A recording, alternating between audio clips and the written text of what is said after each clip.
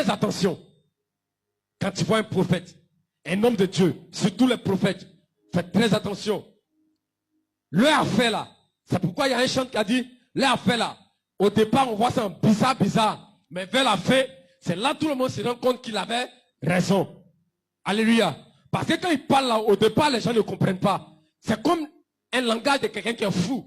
C'est pourquoi Dieu aussi dit qu'il a pris les choses folles de ce monde pour confondre les sages. Quand tu penses que tu es trop sage dans ce monde, que tu es trop intellectuel, et que tu juges les choses selon ton intelligence, tu vas voir que les choses de Dieu, quand un prophète te parle, il t'avertit, tu ne pourras jamais comprendre. Parce que tu vas juger les choses de façon physique et non de façon spirituelle. Un chrétien, c'est quelqu'un qui juge les choses de façon spirituelle. Il ne prend pas compte de la réalité qui est là. Mais il pense aux choses surnaturelles, aux choses de Dieu. C'est comme ça un chrétien, il pense. Donc quand le prophète est en train de parler, il faut écouter. Il dit quand une prophétie sonne, ne la méprise pas. Analyse et retiens ce qui est bon. Il faut retenir ce qui est bon dedans. Mais il ne faut jamais mépriser une prophétie. Alléluia. Donc, retiens bien ceci. C'est pour la conversion. Pour ta conversion. Que Dieu appelle un prophète à aller parler. Pour t'avertir. Pour changer. Et quand tu ne changes pas, tu vois que les mauvaises choses vont t'arriver certainement. Alléluia. Grand 4. Grand 4. Message aux dirigeants politiques et religieuses. Message aux dirigeants politiques et religieuses. Ces différentes personnes que tu vois là, ce sont les plus incrédules. Parce que les politiciens même là, tellement ils se croient qu'ils sont trop à la hauteur. Quand un homme de Dieu est en train de parler à un politicien, il se dit que non, il ne peut pas. Comment un enfant comme ça peut me parler? Les politiciens n'écoutent jamais la voix de Dieu. Un politicien qui écoute toujours la voix de Dieu, il finit toujours à être à la tête de cette nation. Parce que c'est celui qui écoute la voix de Dieu, qui marche selon ce que Dieu dit, que Dieu établit. Maintenant, les politiciens, à cause de leurs études, ou à cause de l'argent qu'ils gagnent, ils refusent d'écouter la voix de Dieu. Non pas seulement eux, mais les pasteurs aussi en font partie. Parce qu'ils se disent, les pasteurs, qui a le droit de me parler? Moi, je parle déjà de la part de Dieu. Qui a le droit de me parler? Donc, tu les vois, ils sont égarés, comme les pharisiens. Ils prennent des choses compliquées pour mettre sur le peuple. Mais eux-mêmes, dans leur propre vie, quand tu regardes la vie du pasteur, tu sais que lui, là, il ne fait pas ce qui est bon. Les dimanches, quand tu le vois à l'église, tu dis non, c'est l'homme parfait qui est là. Toi-même, tu penses que c'est Jésus. Alléluia. Cependant, ce sont des personnes qui égarent le peuple. Parce qu'à la tête d'une nation, ce sont des politiciens. C'est eux qui doivent diriger une nation. Et si ces personnes n'écoutent pas la voix de Dieu, parce qu'il y a deux choses, il faut savoir qu'il y a Dieu et puis il y a Satan. Donc si le politicien n'écoute pas la voix de Dieu, il va écouter certainement pour le diable.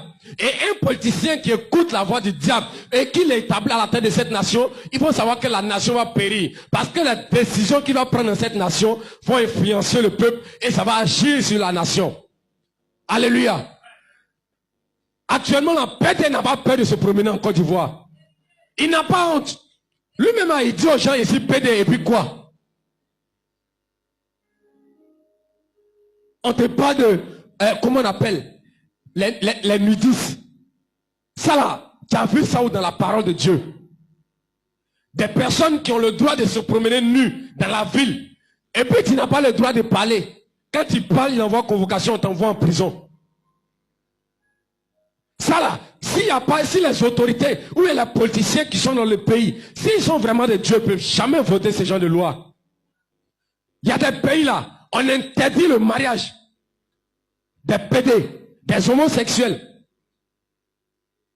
Comment on peut dire dans une nation, femme là, c'est elle maintenant, tu peux voir garçon, et puis tu dis non, ici, fond de toi. Alors il y a voir tes parents, il y a tes dotés.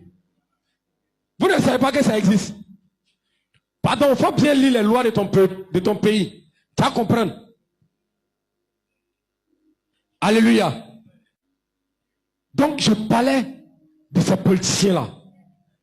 Actuellement, là, il y a des élèves, il y a des étudiants, il y a des personnes qui aspirent à être demain des grands dirigeants dans le pays. D'autres même veulent être des politiciens. Pardon. Peu importe, même si tu deviens président, la parole de Dieu qui est là, il ne faut jamais négliger. Parce que Dieu dit, celui qui se confie en lui, il a affermi son trône. Tu es un président, tu te confies en Dieu, il a affermi ton trône. Mais tu te confies aux insensés, il dit tu t'en trouves mal. Alléluia. Des pasteurs qui ne veulent pas écouter la parole de Dieu. Non, comment lui là? Moi ici un grand pasteur. Dieu peut toucher un petit pasteur pour me dire, c'est comme ça Dieu a dit. Dans leur orgueil, ils refusent même d'écouter la parole de Dieu. Dieu peut passer par Néhémie pour me dire une parole. Je ne dois pas refuser forcément. Alléluia.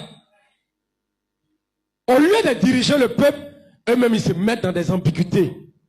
Et pour cela là, le peuple même là, ils ne savent pas s'ils doivent aller devant, ils doivent aller derrière, devant, derrière, je ne sais pas. Chacun est perdu et chacun fait ce qu'il veut.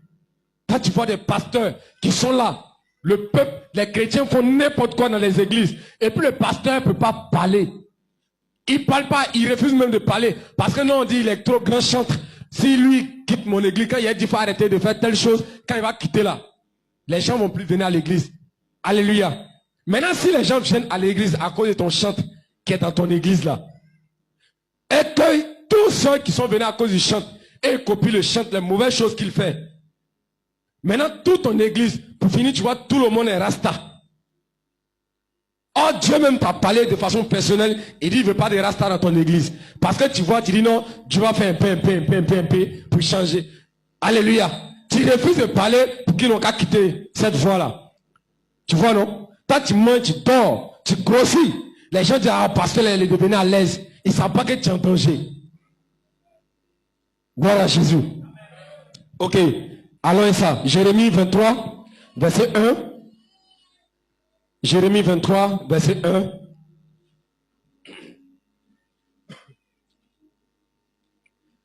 Jérémie 23, verset 1. Oui. Le micro, s'il te plaît. Faut le lire dans le micro. Jérémie 23, verset 1.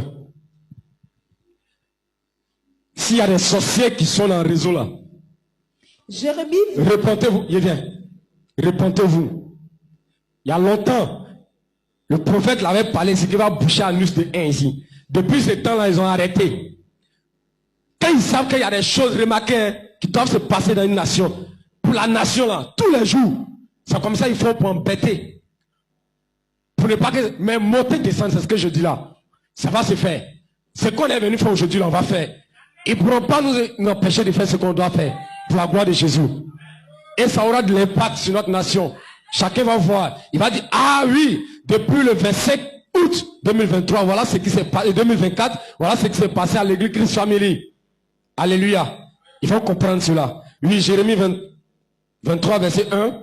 Jérémie 23, verset 1. Oui. Malheur aux pasteurs qui détruisent et dispersent le troupeau de mon pâturage, dit l'Éternel. Amen. Alléluia.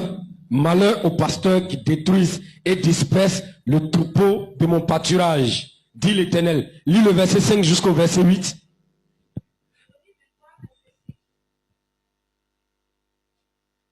Lis jusqu'au verset 8.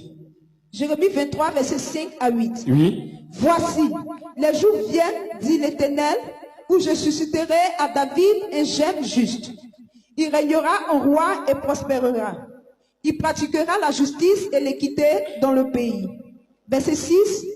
En son temps, Juda sera sauvé, Israël aura la sécurité dans sa demeure, et voici le nom dont on l'appellera, l'Éternel notre justice. Verset 7. C'est pourquoi voici, les jours viennent, dit l'Éternel, où l'on ne dira plus, l'Éternel est vivant. Lui qui a fait monter du pays d'Égypte les enfants d'Israël.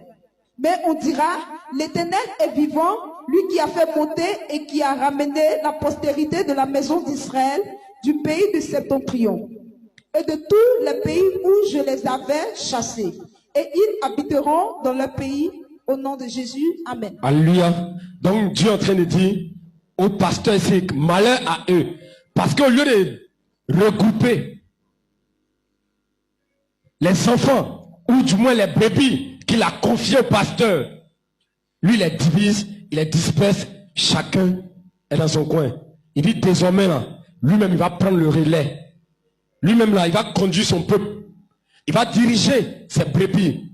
Alléluia. On continue encore avec Zacharie 11, verset 17. Zacharie 11, verset 17.